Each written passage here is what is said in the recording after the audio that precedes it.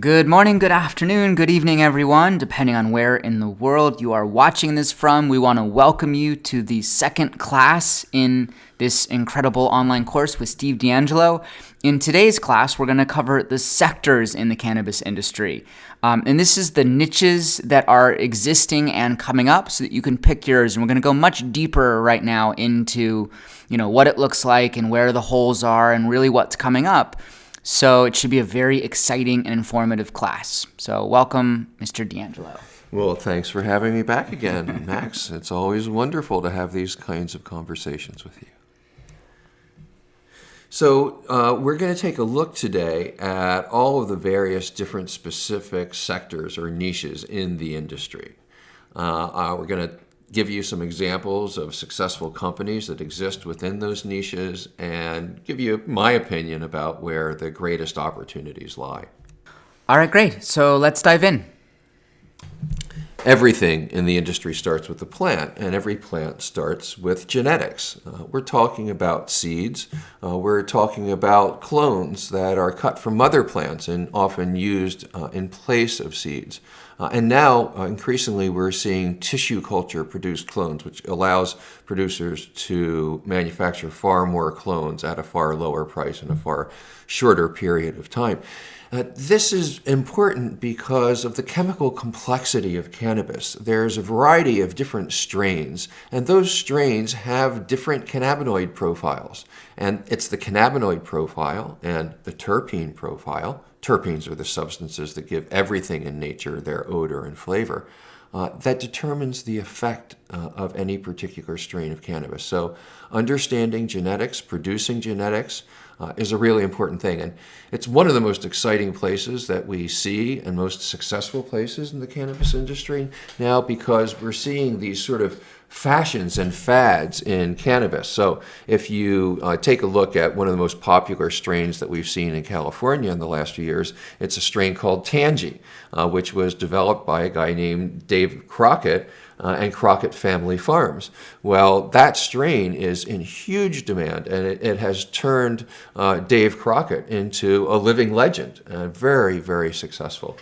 And who do you think is best suited for being in the genetics kind of vertical, if you will? Well, if you are interested in genetics, you should be someone who's really enjoys science, who enjoys being in a laboratory setting, who's got a very, very good grasp of detail and procedure, who can execute in a meticulous fashion. You will be working a lot with plants and not a lot with human beings.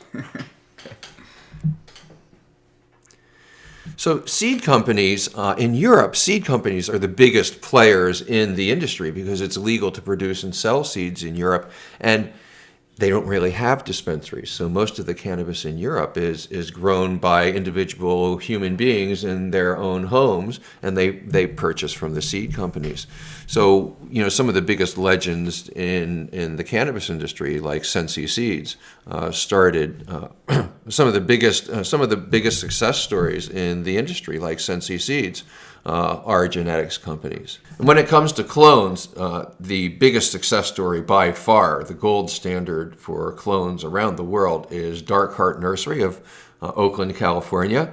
And they have just done an incredible job. When I first started seeing cannabis clones and we started selling them at Harborside, they were these spindly little creatures that were about 1.5 inches, maybe 2.5, 3, 4 inches tall, and they looked very, very fragile, like they would keel over in a good wind, right? You see these Dark Heart clones, and they're these big, strong, 8, 12-inch stalks that are thick and vigorous, and they're not going to bend unless you have a hurricane coming, right? So total transformation of clones that Dark Heart has done. So, the clones and the seeds are critically important to get right. If you've got to get it right, because if you sell a grower a bad seed or a bad clone, believe me, you're going to hear about it, because that grower is going to take that seed or that clone to their garden, and they're going to put months and months of work into it. And then they're going to rely on those genetics for their livelihood for the coming year.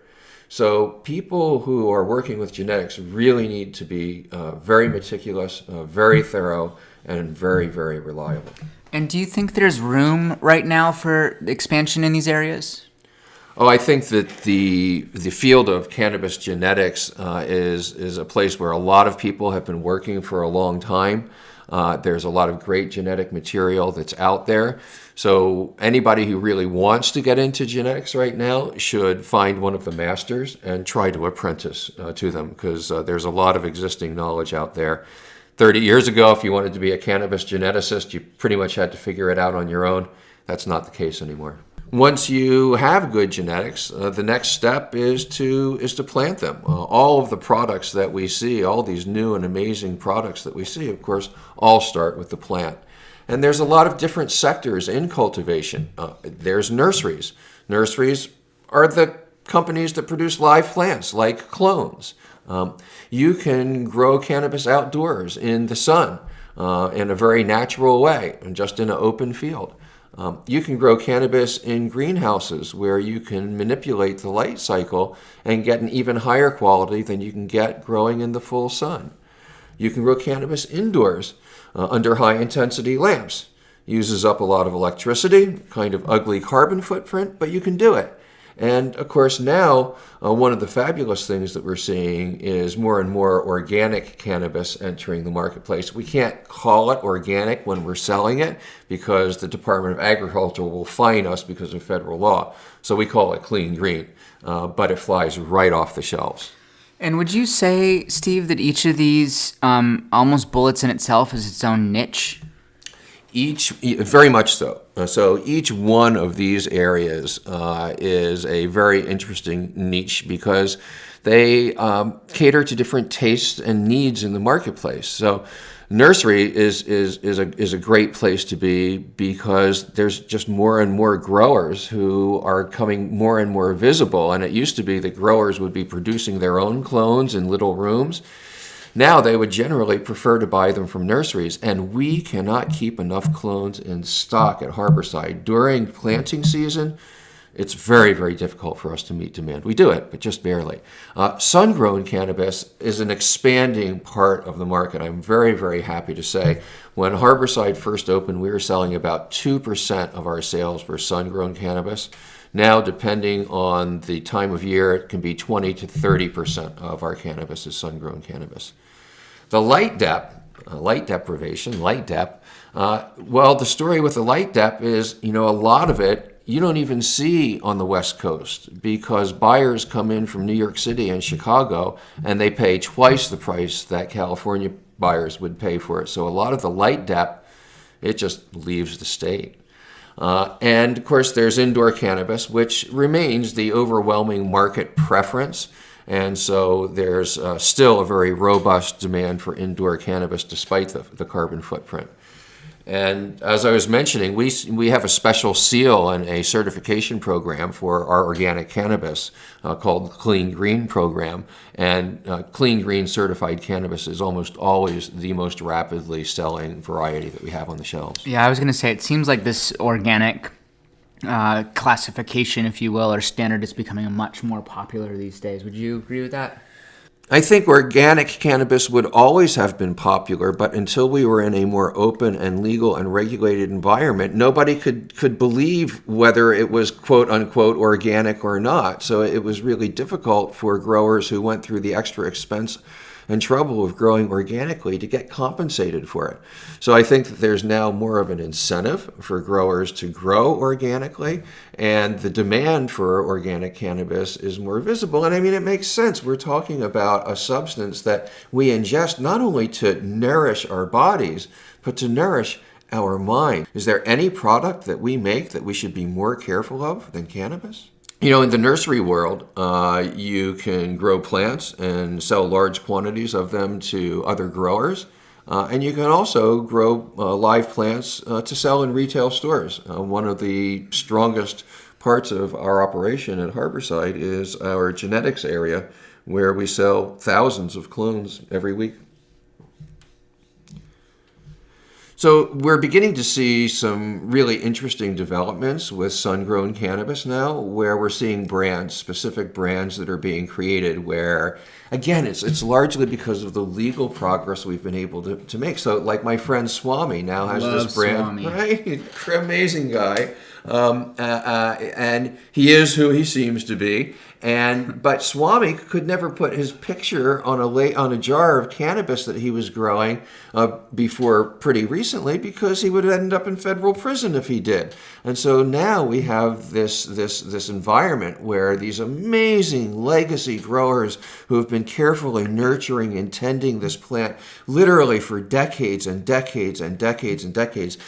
Swami is in his 70s now, can finally come out, and we can see the connection between the human beings and the farms and the people who are consuming cannabis. Marigold, another wonderful, wonderful brand that's been started by some of my friends from Peace and Medicine and Spark, wonderful dispensaries.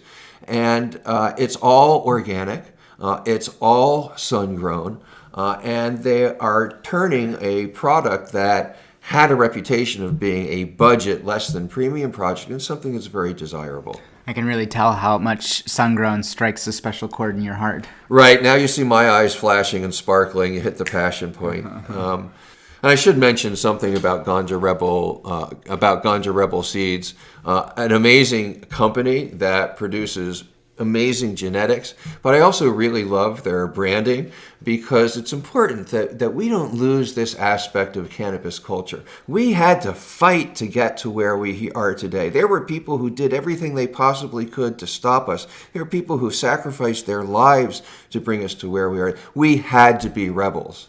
We had to be rebels, and that's part of our heritage, and we should hold it close to us and never let it go. Lamp-grown cannabis is still by far the most popular type of cannabis in the marketplace because it's got great bag appeal. When you're growing cannabis indoors, there's no wind, there's no rain, it doesn't get weathered, you can completely control the environment, and you can come up with something that looks like a flower that has turned into a jewel. So there's still a huge demand for lamp grown in the marketplace, and I think there will continue to be for quite a while. We're also beginning to see the development of brands in the lamp-grown sector. Probably the leading one that I know of right now is a brand called Dr. Green Thumb, which was started with an association with Be Real from Cypress Hill, and they've really harnessed the power of social media to build their brand. They also do an amazing job growing cannabis. There's a company in Colorado called Live Well. They have more retail stores and more employees and more square feet under cultivation than any other Colorado company right now. They're famous for selling indoor grown cannabis for $89 an ounce. Now, probably have a little bit of a harder time selling it in California, but they've taken a tremendous chunk of the market, and they've really provided a much higher quality product at a lower price than was available in the market otherwise. And then you have brands like Dragonfish, which is a California brand that specializes in doing strains of cannabis that nobody else wants to touch because they're really difficult to grow or they take a long time. My favorite Dragonfish strain is one called Red Congolese, which is a almost pure, probably pure equatorial strain, very, very long flowering, intense strain of cannabis. And so what I'm hearing is even if you take each of these three examples, they all have kind of their own niche, even in the lamp-grown sector, right? Yeah, because Dr. Green Thumb, they don't make any bones about being expensive. They brand themselves as a luxury brand, and they get that price in the marketplace. Live Well has taken almost totally the opposite approach of really going for the more budget-minded consumer.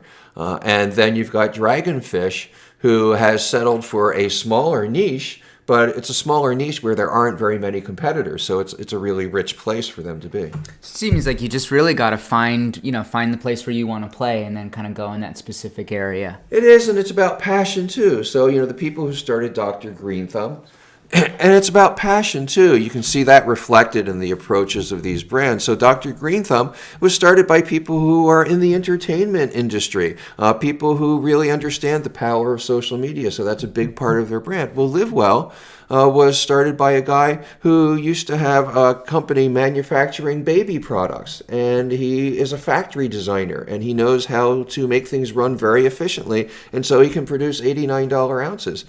And the guy who grows dragonfish, he's just one of these people who's absolutely incredibly passionate about growing forms and kinds of cannabis that nobody else can do.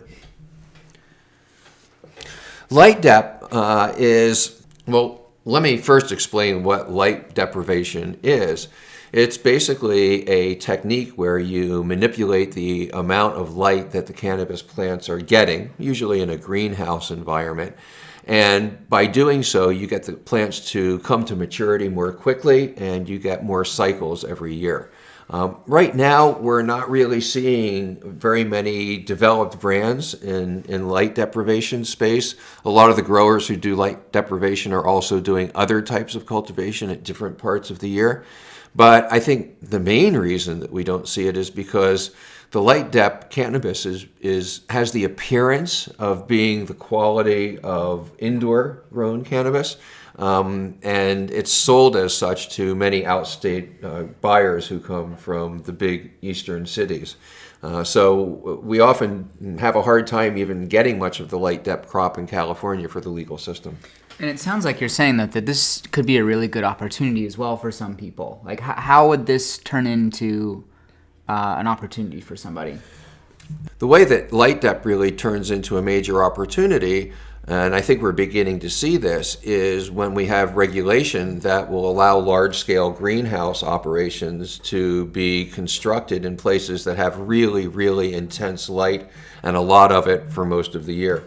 So Desert Hot Springs in California is now beginning to license cultivation. I don't know whether any of that is intended to be greenhouse, but if it was, that would be a great place to put in a large-scale light dep operation. Organic cannabis. So here's the story with organic cannabis. You can't call it organic cannabis because the Department of Agriculture will fine you $11,000 for every single retail package of something that's labeled organic, contrary to their regulations. And their regulations say that if it's illegal under federal law, it cannot be certified as organic. So one of the things that was really important to myself and Dress, my partner at Harborside, when we opened, was that we have organic cannabis. And we were really frustrated. Ended up getting together with a guy named Chris Van Hook, who was a organic certifier for regular farms like dairies and regular farms. And we worked with Chris. He adapted exactly the same protocols and techniques and procedures that he used for the regular farms to cannabis farms. Changed the name from organic to Clean Green, and Harborside became the first Clean Green certified dispensary in the world. Are there other certifications, or is Clean Green still the kind of leading one? Clean Green is the only specifically organic certification that I know of, but there's sort of certification wars that are going on right now. So you've got Americans for Safe Access, who has a certification program. You've got the California Growers Association, who has a certification program.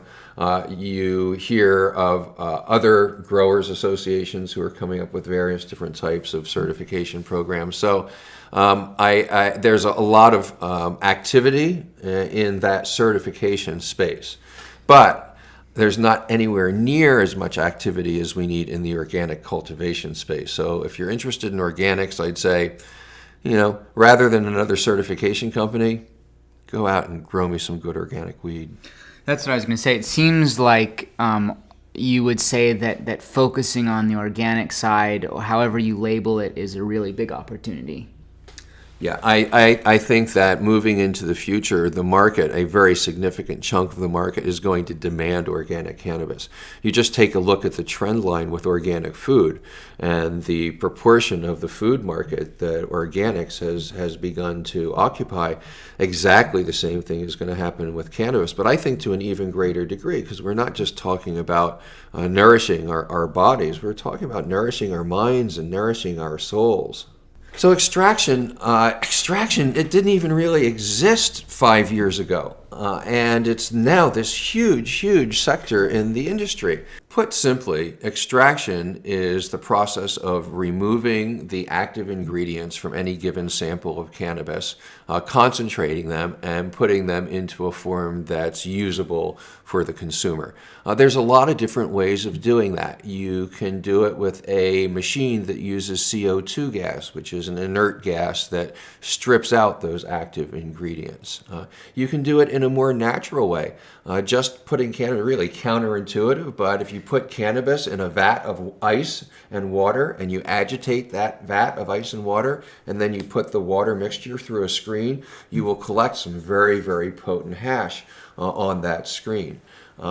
One of the most popular ways of extraction today is with butane or sometimes with hexane or other types of heavy industrial solvents. Sometimes it's a really bad idea because people do it incorrectly and they blow their apartments up or blow themselves up. So careful with those solvents, boys and girls. Now we've also begun to develop an alternative called solvent-free extracts, or SHO. And this is made simply with heat and pressure, sometimes with oils, and yields a product that, for me, I like to say it feels and tastes like a flower in my lungs, where some of the solvent stuff can feel a little bit harsher and heavier.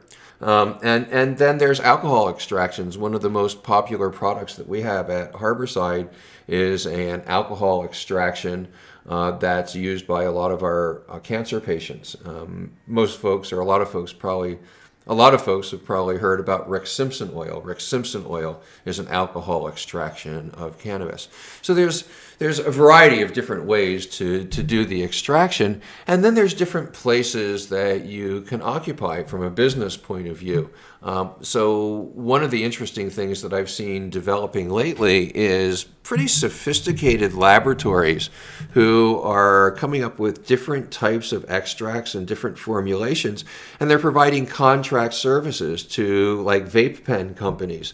So you may have a vape pen company who's got a pen that they want to sell, and they need to fill their cartridges, and they want to have some type of competitive edge, so they go to one of these labs who works to develop that extract for them.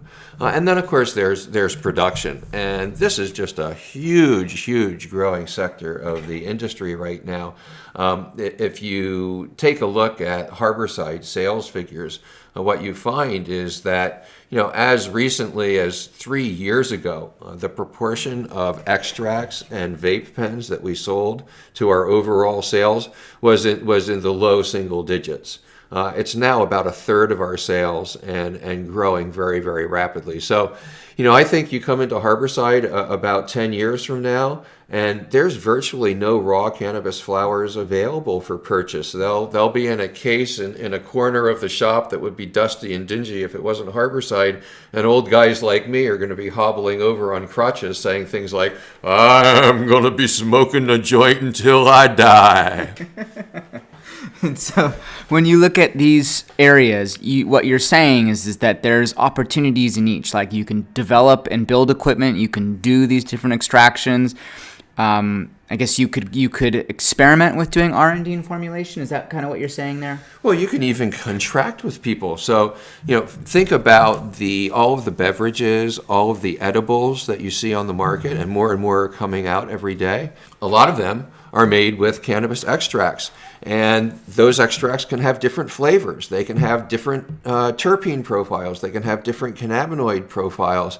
And so this is going to be a very important niche in the extraction sector moving forward. How do you figure out the best types of extracts to combine with all of the different cannabis products we're going to be making? Cool. And again, we're beginning to see the development of brands in this sector. And probably in California, the leading one, the most popular one, is a brand called Moxie. But you've also got brands like Dabalicious and Gold Drop. A lot of them are pretty heavily driven by social media. You tend to see a younger consumer profile, a demographic for extract use.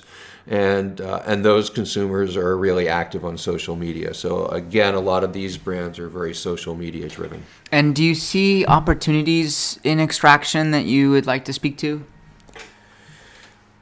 Well, I think that there are a lot of opportunities still to be had. I have yet to find a vape pen that I think is actually really usable, either because the pen technology doesn't work, but more often because the stuff that they're putting in the pen is just kind of nasty usually. So I think that there's a lot of room for improvement there. And whoever hits that, whoever produces the vape pen that really works, that really tastes good, they're going to be a very rich person. Oh, Tony. Yeah, Tony. I call Tony the king of extracts. He's the pioneer of the solvent-free form of making cannabis extracts, and he's been able to express it as like shatter and as wax and as oil and a bunch of different ways. And just amazing products. So he's continuing to drive this thing forward. I love going to cannabis conferences with Tony because a constant parade of these young guys, it's mostly guys who are doing extracts, I'm not sure why. These young guys who are making extracts will come up to Tony and they'll give Tony a little sample, and Tony will look at it, and without them saying anything, he'll tell them exactly how they produced it, what technique they used, and what they should do to improve it. And they come up genuflecting to him like he's the Pope. It's pretty fun. Once the extract is made. Then comes the next step, which is putting that extract into a usable form. So just a regular oil form of cannabis can be pretty damn difficult to transport and use. And so extractors have come up with a variety of different textures that make it a bit easier. And they're, of course, they start with oil, but they have names like wax, shatter, butter, snap and pull. And what all of them have in common is that they are drier and more easy to handle either with your fingers or with little metal tools than the pure oil form is. And do you find people that are specializing in any of these different forms of concentrates, or do people do it all? The extract companies generally tend to focus on one type of extraction, and some the extract companies tend to focus on one technique of extraction, although they'll frequently produce that extract into a number of different product types. So you may have somebody who's doing CO2 extraction, and they will both sell that extract in a bulk oil form, and they'll put it into pens and cartridges and sell pens and cartridges. Or you may have somebody who's producing a solvent-based extract, and they're expressing that as butter, wax, and shatter. So really, I guess what I'm hearing you say is that there's just opportunities, again, to always kind of niche down into all these different areas specifically. Well, it comes out of the need, right? It always comes out of the need. So, the first extract was first responding to a need for more potent cannabis and a desire for more potent cannabis. But then the first form of extract was just this oil, and it was really, really difficult to use, to package, to put in one container or another, and it was cumbersome. And so people started thinking about ways that they could address that need for a more easily used, more portable kind of format. And that's what you see with the shatter, the wax, the butter, the snap and pull. And, there's totally, there's all sorts of room to explore, to create new textures, to create new formulations. So it seems like just about every week or every few weeks, I see some new type of amazing extract. Did we talk about live resin yet? No. So live resin is another one of the really exciting things happening in the extract space. This is taking the green, wet flowers from the cannabis plant before they've been dried, before they've been cured, and extracting from them instead of extracting from dried cannabis flowers or from cannabis trim. And the extract that you get from that technique is much more rich in terpenes than extract that's made from dried cannabis. Again, until recently, it was really difficult to produce those kinds of products. It was difficult to co-locate an extraction laboratory with a farm. We can do that these days. The formulation sector is something that's grown pretty much directly out of a lot of the scientific discovery and progress that's been made out of cannabis. And we now know that cannabis has between something like 65 to 400 unique chemical compounds in it, cannabinoids. And each one of these compounds has its own specific effect on the human body and in many cases on the human mind. So formulation is the art of identifying these different cannabinoids and putting them together to get the optimal result. I mean, I imagine you'd really have to say that in terms of innovation, this is probably some of the most interesting places that's happening in the space right now. Would you say that? Or? This is a really, really fascinating part of the cannabis industry. And when we were coming up, we knew, because we tried different types of cannabis, we could tell that they all had subtly different effects on us. But we didn't know why they had subtly different effects on us, and we certainly didn't know how to manipulate those effects. And so now we can finally do that. We have the analytical equipment that we need to test cannabis and do it relatively cheaply and quickly and understand what the cannabinoid profile is. And we have ways, a variety of different ways of manipulating those profiles. So let's talk about those a little bit. So different companies are taking different approaches to the formulation sector. There's companies like Prana and Aunt Zelda's, even GW Pharmaceuticals, who are producing goods that have specific cannabinoid profiles that are targeted for specific different medical conditions. You have companies like Ebu. Well, Ebu may be really the only one that's seriously taking this on right now. And they're attempting to put together products that have cannabinoid profiles that will have names like Giggle or Wake Up, where the cannabinoid profile will be dialed in to give a particular user experience. You have companies like Quigley's who have developed a technique to cut the onset time of cannabis. So usually you take a cannabis edible or a beverage, it takes about 45 minutes. Usually you take a cannabis beverage or edible, it takes about 45 minutes for you to feel it. Quigley's, you feel it in about 10 or 15 minutes. And one of the newest companies I've seen in this sector is a company called Vipova Tea. And they claim to have developed a technique that allows them to enhance the bioavailability of cannabis so they can use less cannabis in their products and get the same effect in the human body. So very, very interesting work going on in the area of formulation. So another sector in the industry that's just seeing explosive innovation is in delivery mechanisms, or the devices that you use to ingest cannabis. And the most notable breakthrough here is something that we've had for a number of years now, but vaporizers, which gently heat cannabis to the point that its essential oils or vapors are released without burning it, without creating smoke that has tar and other carcinogens in it. We're now, in the beginning, those devices looked like this silver volcano here. They were large, they were cumbersome, they were kind of difficult to use, and they certainly weren't portable. Expensive, too. $600 or something for the volcano, great device, but out of reach for a lot of people and not usable in a lot of situations. So we've seen an explosion of vape pens and disposable cartridges that attach to those vape pens. These new devices are really, really popular because they allow people to use cannabis in a more discreet way in a lot of other situations where they wouldn't normally be able to use it. Instead of, grinding up your weed and putting it into a joint and a piece of paper and then taking a flame and lighting the paper up and creating smoke and creating odor and creating ash and creating roaches, right? You just pull out your vape pen. For me, none of them really work well enough. I look at the little holes on the ends of the mouthpieces. I mean, imagine if you had a joint that had a intake hole the size of the head of a pin. It wouldn't work very well, and these pens don't work so well either. So huge room for improvement there. We've seen amazing new forms of cannabis like skin patches. So now you can get a Mary's medicinal skin patch with CBD or THC, slap it on your skin, and you're good for several hours.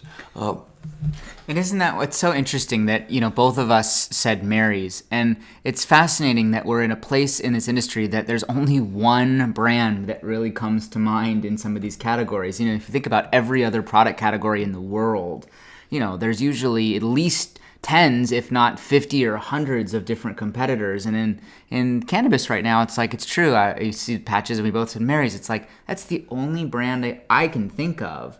And it shows you how much room there really is in some of these more innovative delivery mechanisms. Oh, just vast room, because this is a substance that has been illegal since the birth of modern business technology, really since the birth of modern technology, period. So there's all these things like skin patches and cartridges that we're beginning to apply cannabis now to. And look, 5 or 10 years from now, there's going to be a lot more cannabis skin patch companies than there are today. It's time to start now. Mm-hmm.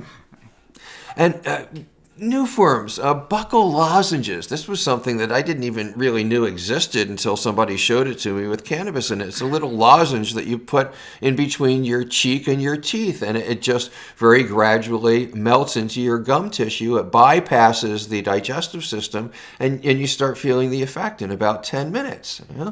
Amazing stuff. And then, it seems a little banal or personal, but, things like suppositories. It turns out that suppositories are the single most efficient way of ingesting cannabis. So if you want to get your biggest bang for the buck, look behind you. Also, this is what I saw Tommy Chong was doing a really big push about, how he's using that for his cancer. That suppositories is his primary treatment for cancer treatment. Mm-hmm. And now we're, finally beginning to see the entry of specifically female products into the marketplace. And so there's now suppositories that are being developed specifically for women's health issues as well. Infusion. Oh, there's so much infusion, it's getting to be confusing. There's an ever-increasing array of these products on the market, and they fall into 4 general categories. The first is cannaceuticals. These are products that look and feel like something that you would get from a GNC store, a tincture or a capsule.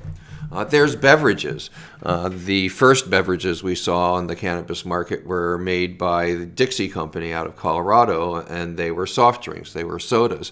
But now we're beginning to see teas, we're beginning to see coffees, we're beginning to see lassi and chai. So a lot of new interesting beverages that are coming out on the market. But human beings drink a lot of beverages, so I think there's a whole lot more to come. And then you've got the edibles. A lot of these still are the sort of traditional confections. In my opinion, there's too many of the confectionery cannabis foods on the market and not enough savory, healthy foods on the market.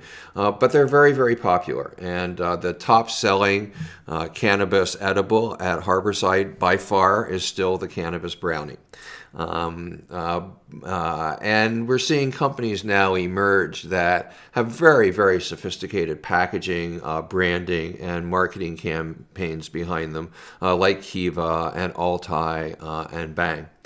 And then there's topicals. These are infused products that you put on your skin, and they're incredibly effective. One of the most moving moments that I ever had at Harborside we have a bench that's set up, and at the end of the bench we had a sample jar of cannabis-infused hand lotion.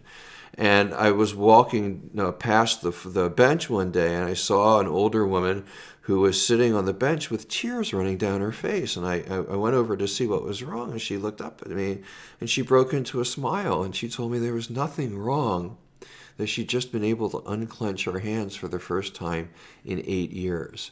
And so incredibly effective, a lot of these topical products. It's a great low barrier to entry way. So if you have an aunt, if you have an uncle, if you have a grandfather, if you have a parent who's really resistant to using cannabis or opening their mind, and they've got a backache or they're getting ready for a knee operation, put a cannabis topical on it. Make them a believer in no time. Yeah, I will say this is one of those categories that's surprisingly effective.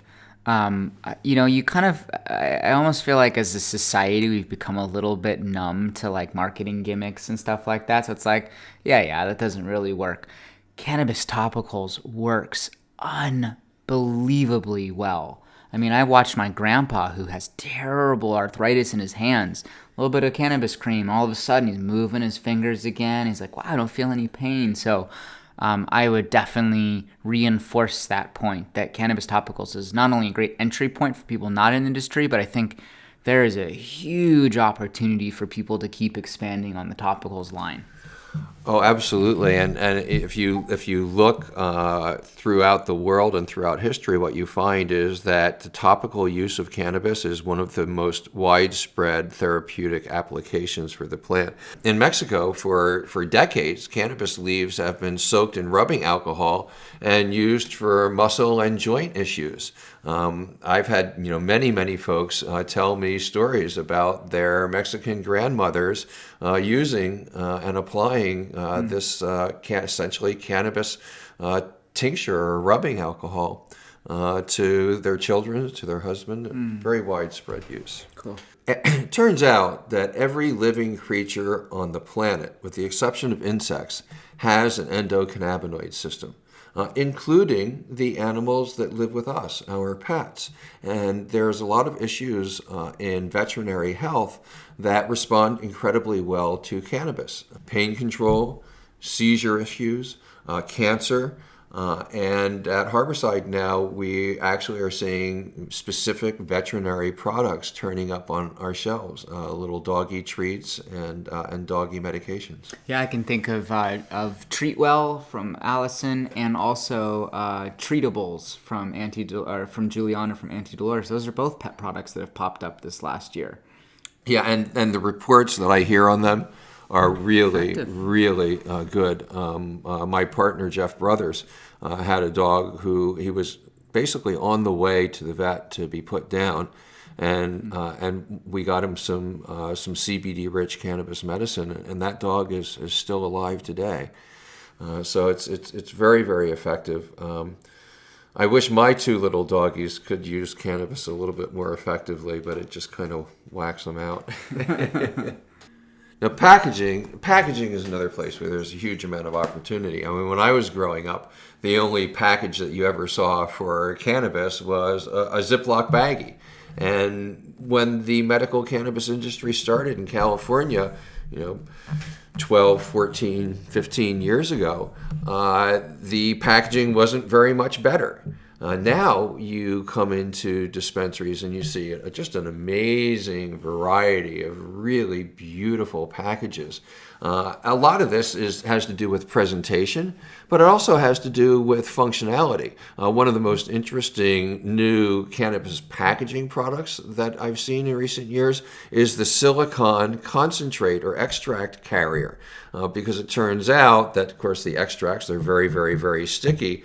And if you put them in glass or you put them in plastic, you end up wasting a lot of the extract because you can't get it off. It will peel right off of silicone. So these little silicone vials and containers for extracts have been a hugely popular product.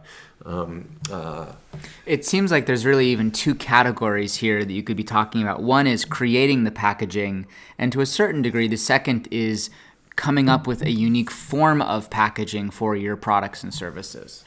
One of the biggest challenges we have at Harborside is packaging our clones. How do you take an individual little delicate living plant and put it in a package which is going to survive a ride home, which sometimes could take 4 or 5, 6, 7, 8 hours, and maybe through some kind of difficult climatic conditions.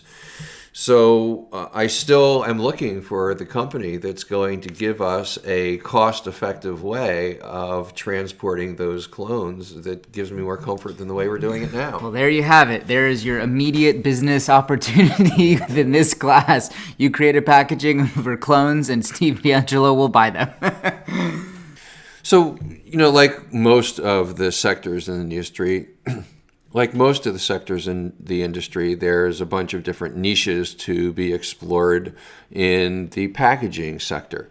One of the big concerns that I have is that most of the packaging that's being produced for cannabis right now is not sustainable. It's not eco-friendly. And we are a community that places a high value on respecting Mother Nature. And we're not.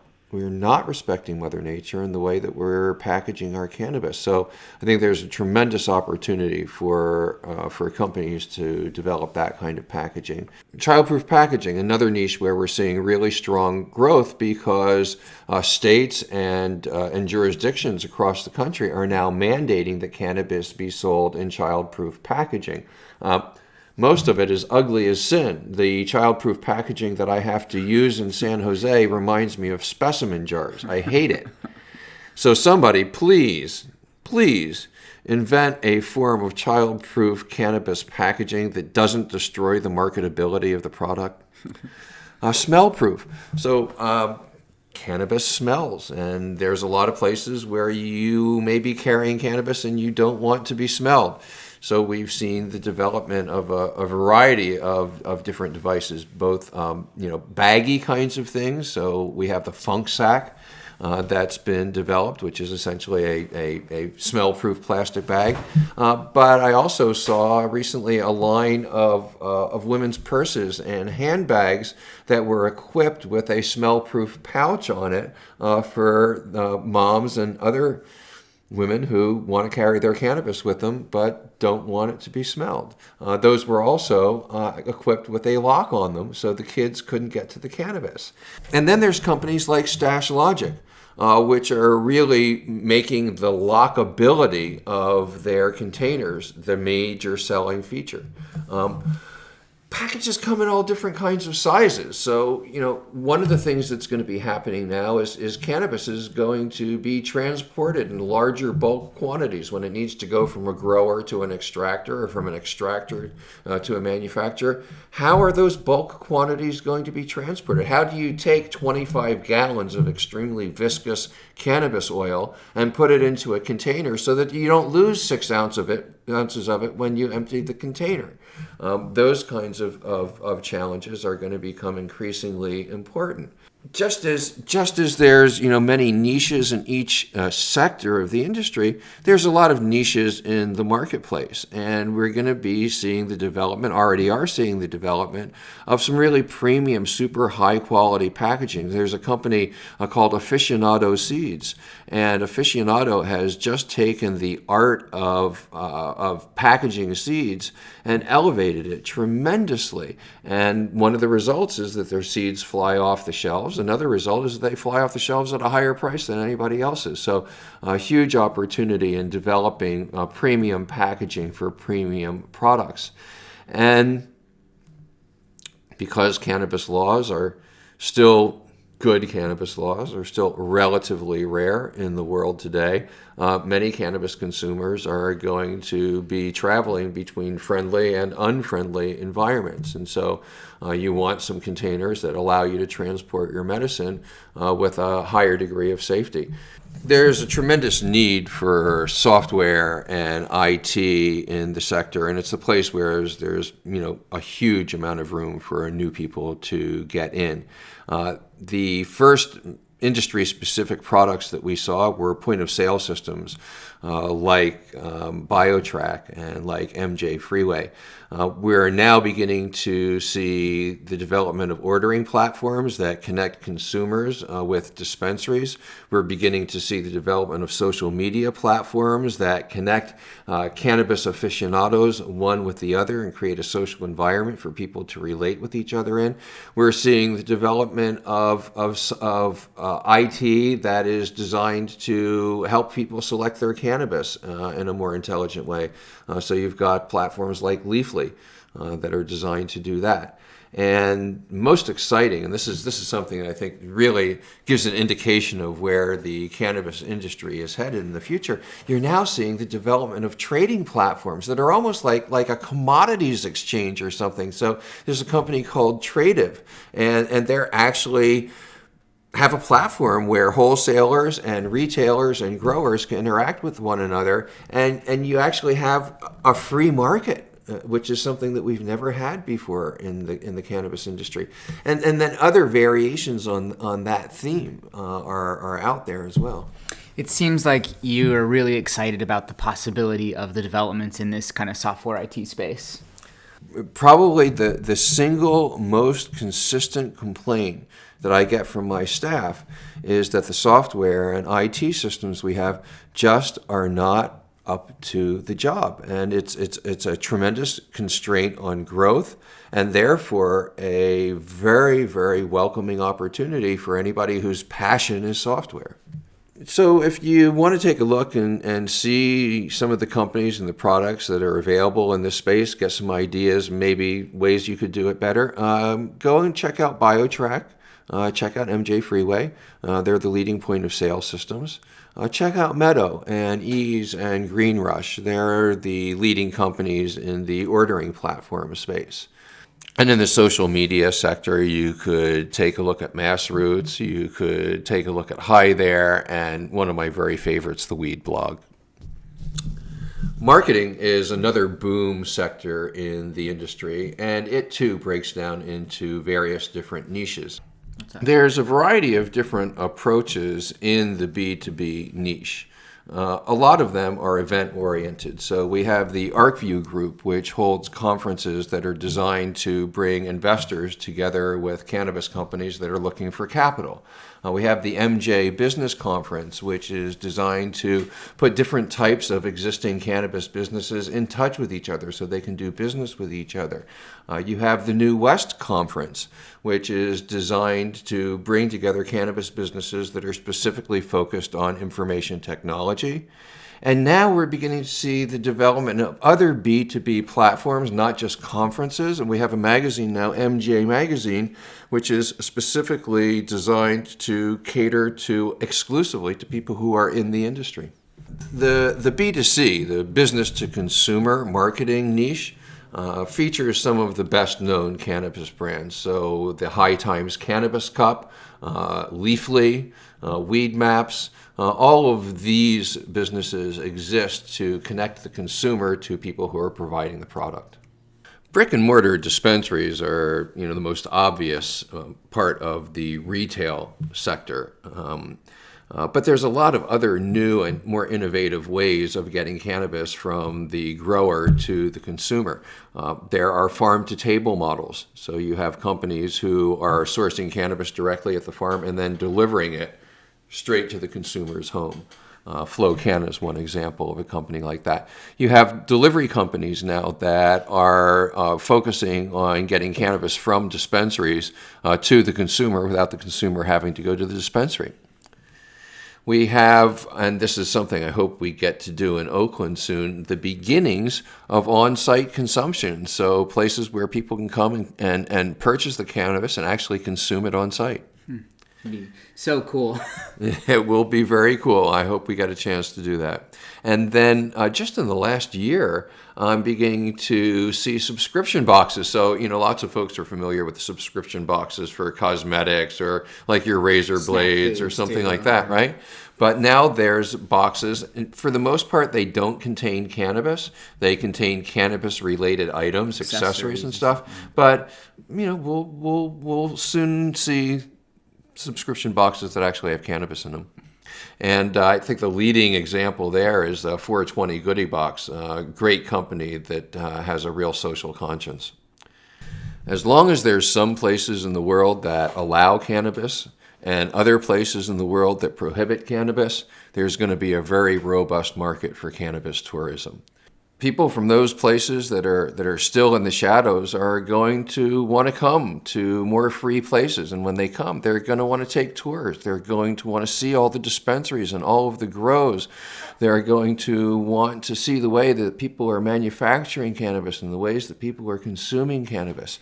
So all kinds of potential for tours of cannabis country, just like there's tours of wine country now. Accommodations, if you go to Denver, Colorado, and many people from all over the world do, specifically for cannabis, you get presented by the hotel management with a statement that you have to sign saying you'll pay a $500 penalty if any cannabis is consumed in your hotel room, if any cannabis is smoked in your hotel room. And not a very friendly way to land in a new town. So huge opportunity to create hotels, to create bed and breakfasts that are actually going to welcome cannabis users. Services, right? One of the cool things that I saw the last time I was in Denver was a rent a vaporizer service. So cool. You come, you're there for a few days. You don't want to spend $150, $200, $300, $500 on a device that you can't take home with you. So you rent one. Great. 420 limo. So, drive responsibly. Right. Drive responsibly in the 420 limo. And now there's weed concierges that are beginning to pop up for folks who are coming in from out of town, or maybe you're just really busy and want a personal guide to take them and introduce them to the scene.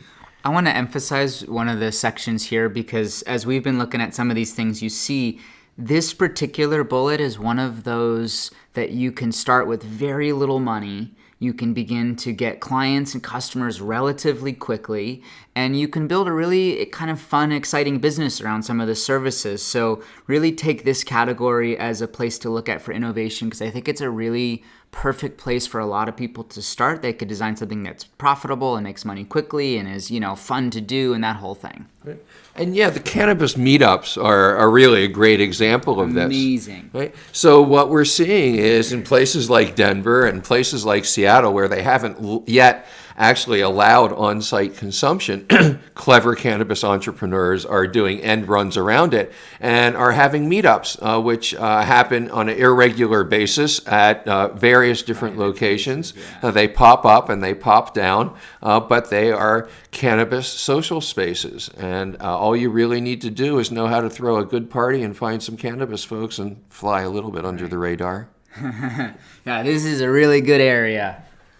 One of the new growth sectors that's most gratifying to me is the sector that we're in right now, right, is media content creation and platforms.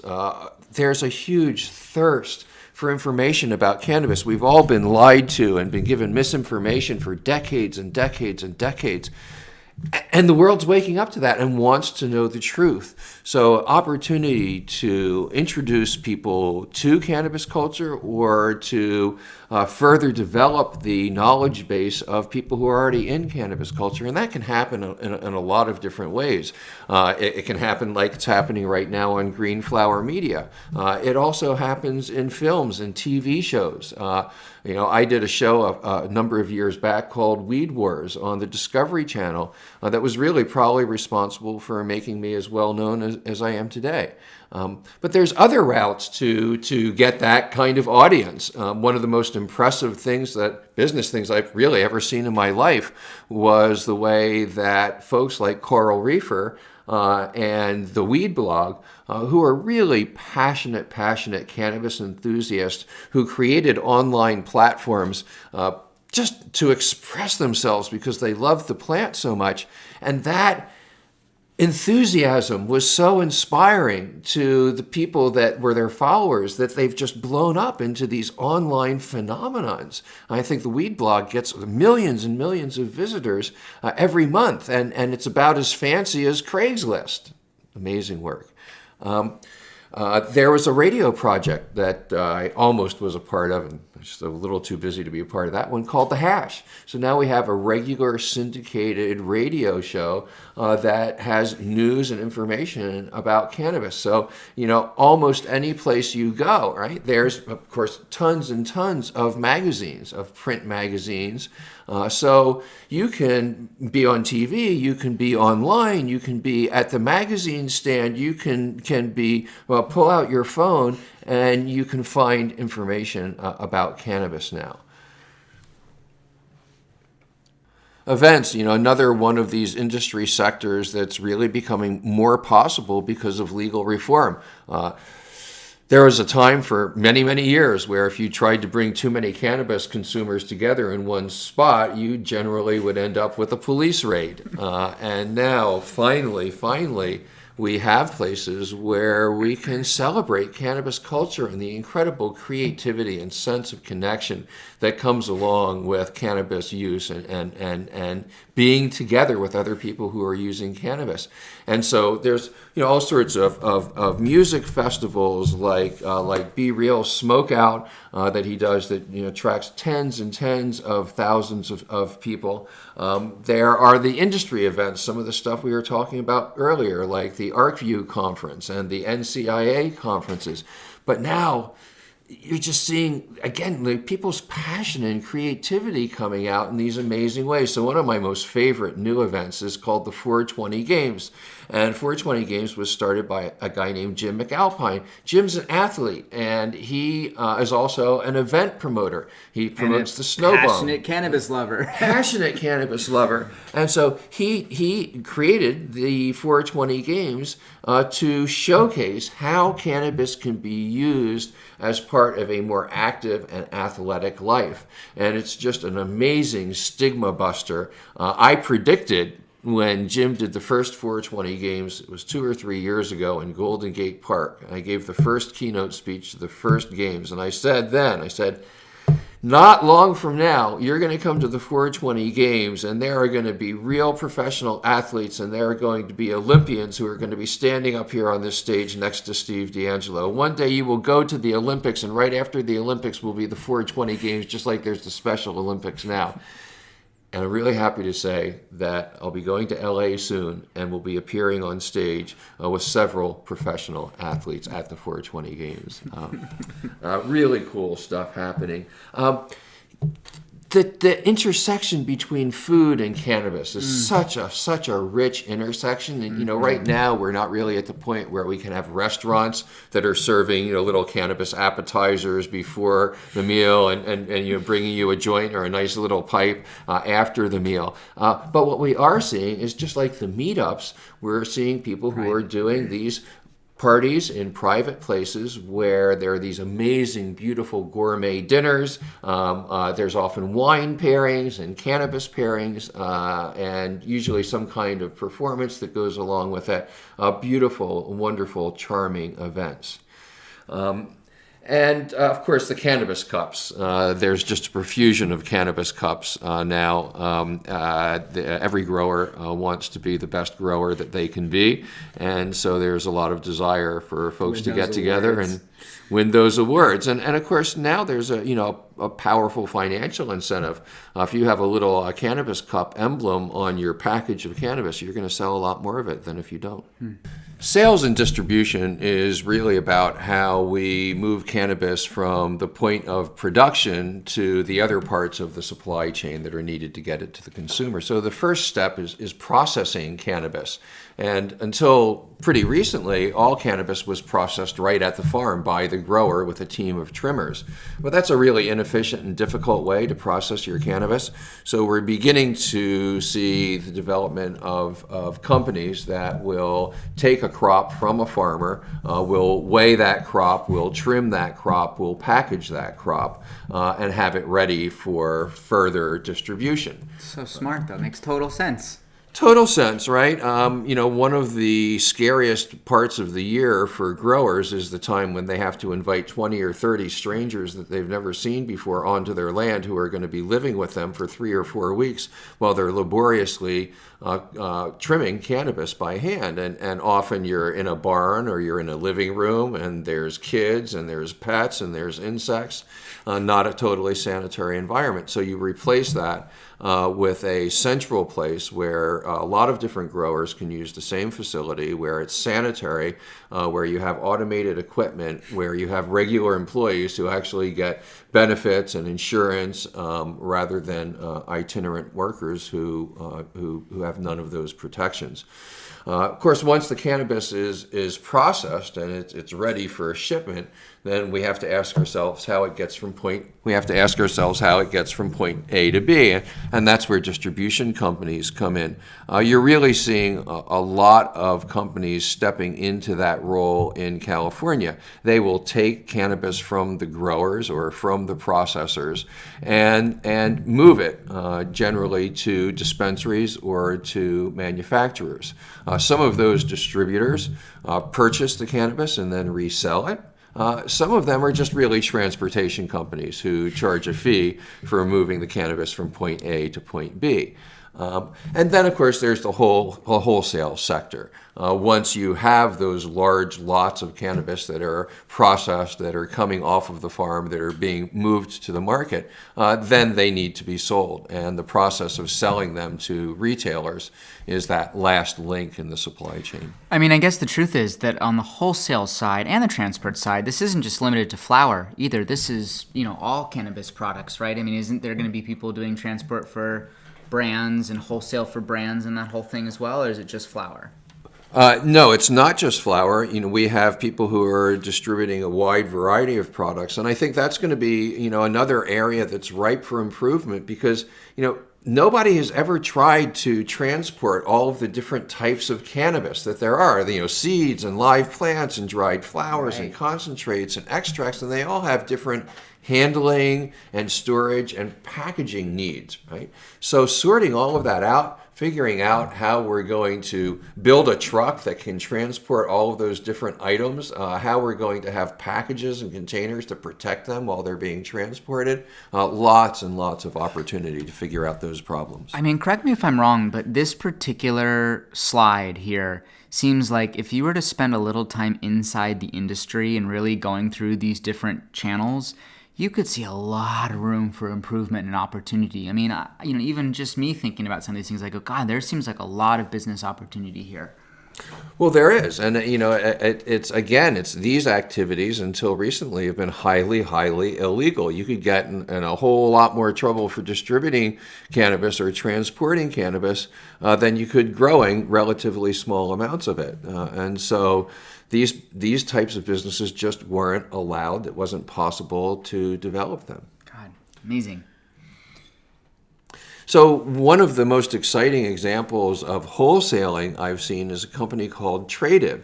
And what they're doing is creating essentially an open marketplace where people who have cannabis that they want to sell can meet up with people who want to purchase cannabis. And so there's some level of price transparency. One of the huge problems in the cannabis market has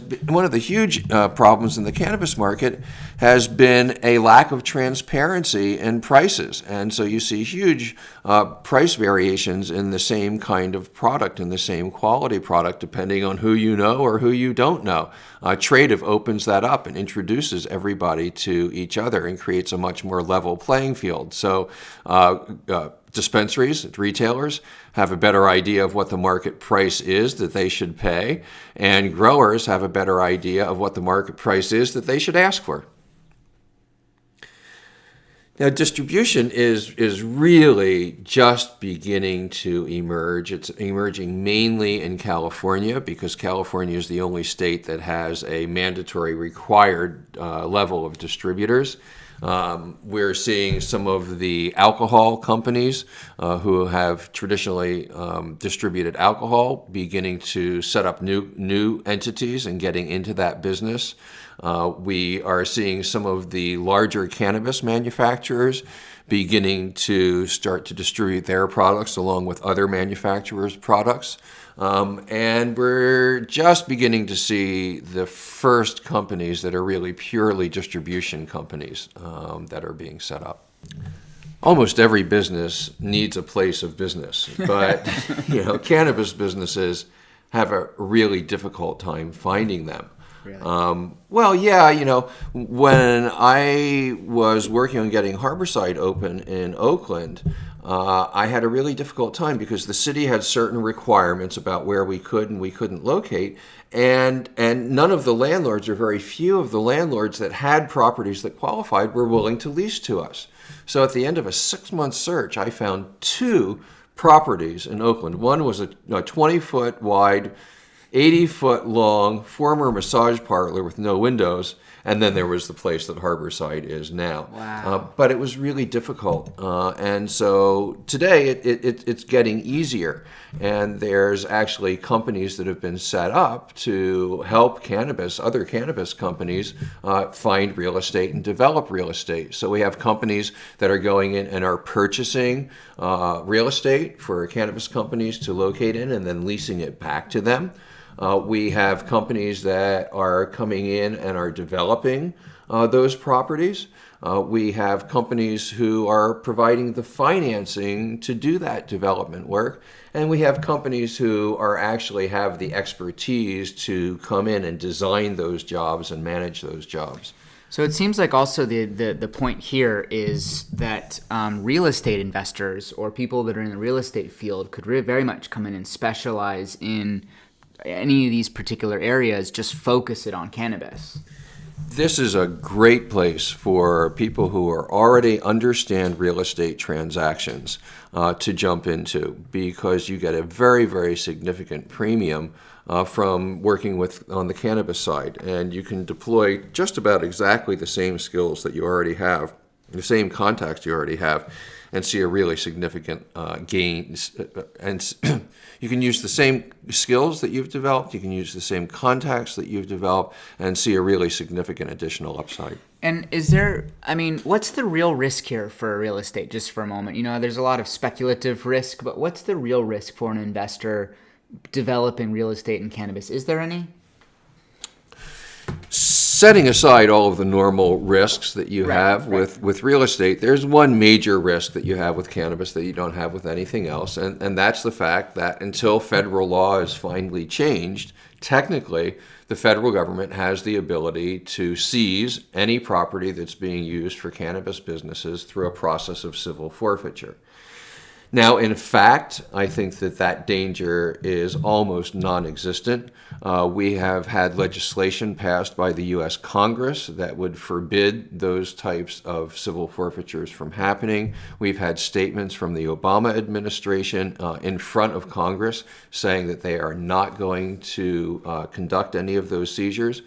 But, there's always a possibility in the next presidential administration that possibly could change.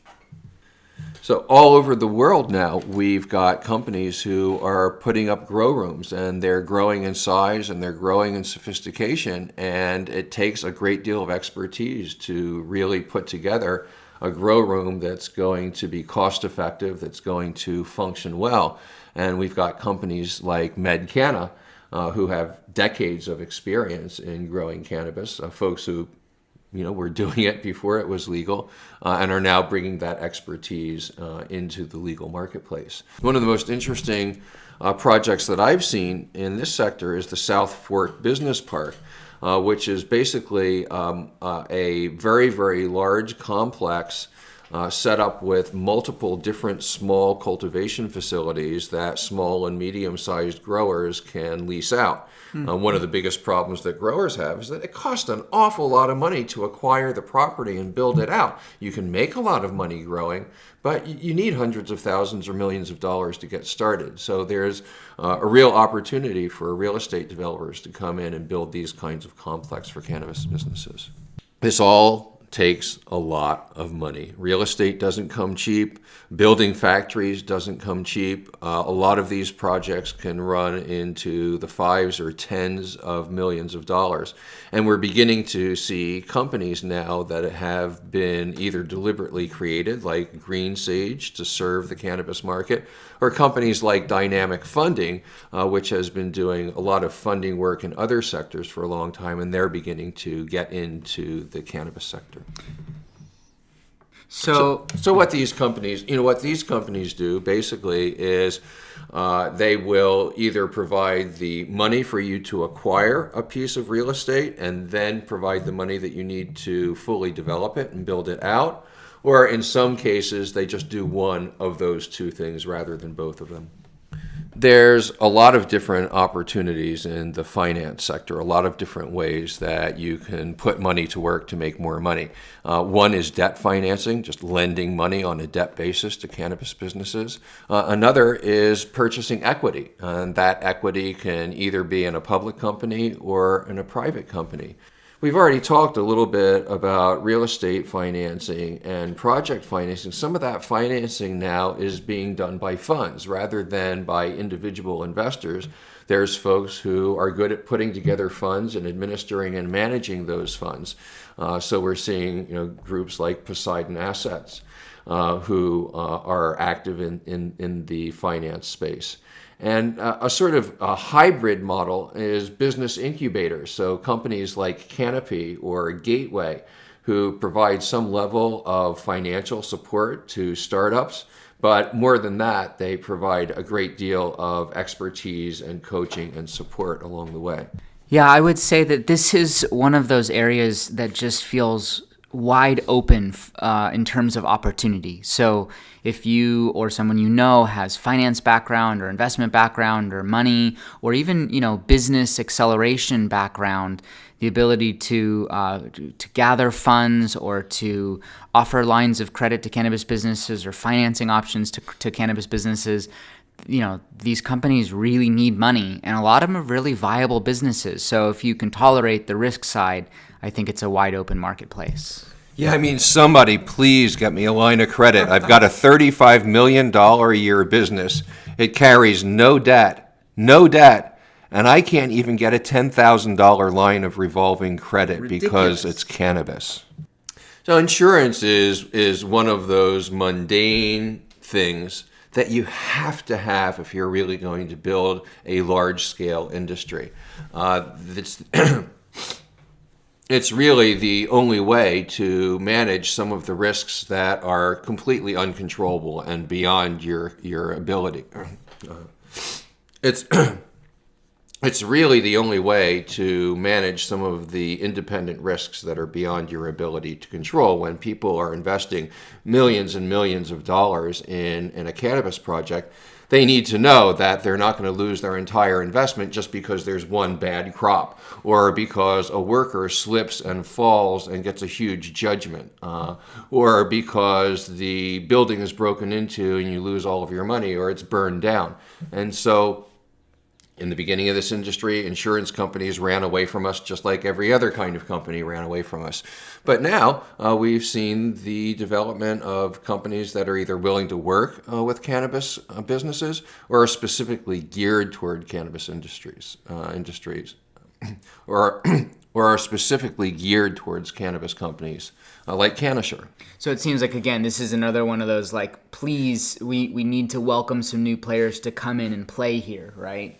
It's like anything else in any other kind of business. If there's more competition, there's going to be better products and there's going to be lower prices. So we only have one or two, just a few insurance companies that are focusing on this sector. How many insurance companies in the world are there? The more the merrier. It almost seems so absurd. There are probably tens of thousands of cannabis businesses. I mean, if maybe not tens, maybe thousands of cannabis businesses. No, probably tens of thousands. And to have two insurance companies, I mean, it's so absurd when you think about how much opportunity there is in some of these areas and how undercapitalized it is at the moment. Right. Well, yeah, that's why this is the most exciting industry in the world today. Human resources management is another one of those basic infrastructure items that the industry needs. How do we recruit? How do we train? How do we process our payrolls? How do we deal with employee issues? And we're beginning to see the development of companies like Highest Reward, who are providing outsourced HR services to cannabis businesses. In the legal sector, you have opportunities in just about every specialty, from real estate to regulatory law to government relations. Some of the more interesting areas that we're seeing now is in the area of intellectual property protections Definitely. and employment and labor law. And unfortunately, we still now and then see some criminal cases, even in legal medical cannabis states.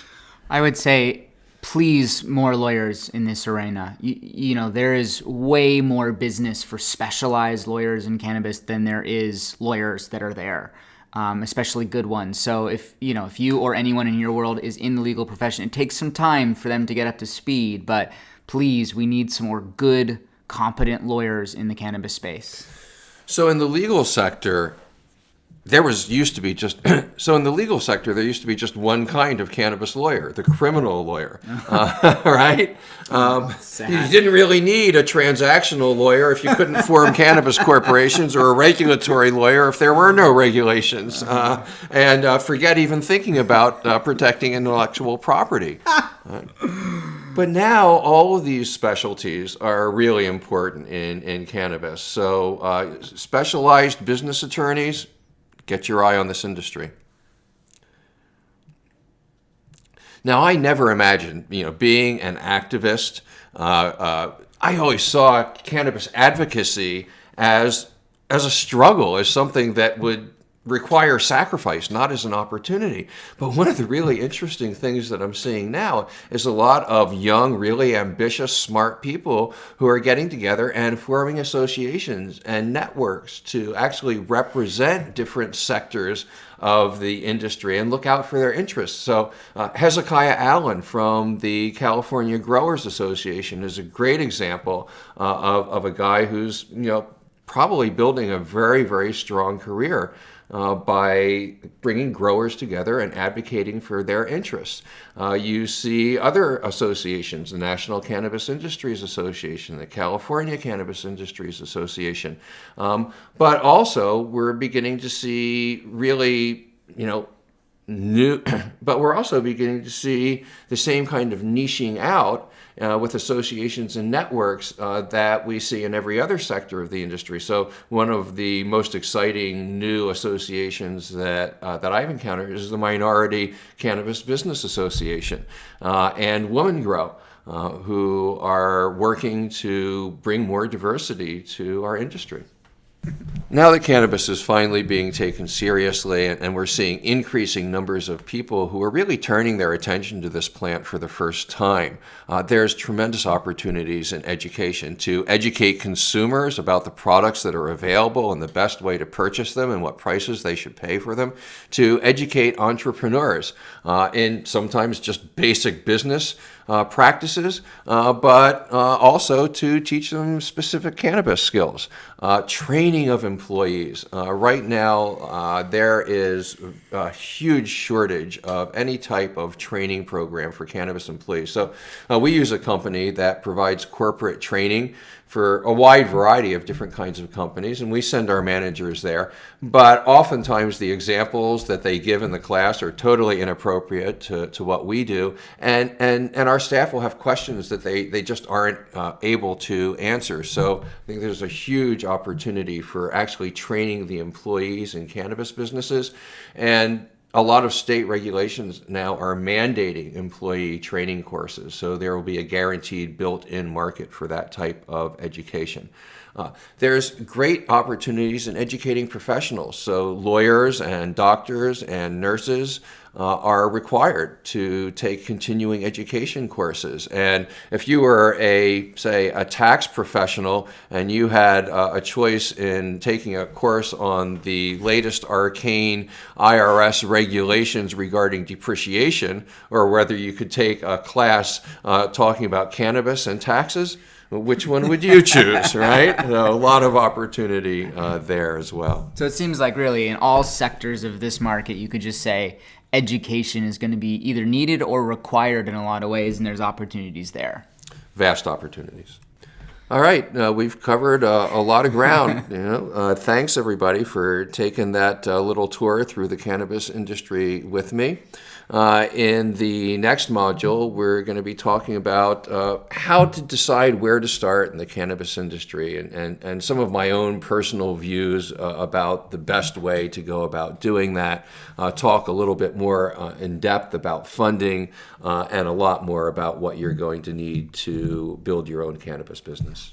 So thanks so much for being here with us today. This was a long, content-rich video. We would strongly suggest that you actually go through it a few times. There was so many aha moments that even I had listening to that, thinking about the opportunities and areas that whether it was me or my friends or people I'm associated with could really go. So take your time with this module, go through it, really kind of contemplate on some of these areas, and get ready for the next one. We'll give you our best guidance to move forward. So thanks so much, and we'll see you again soon.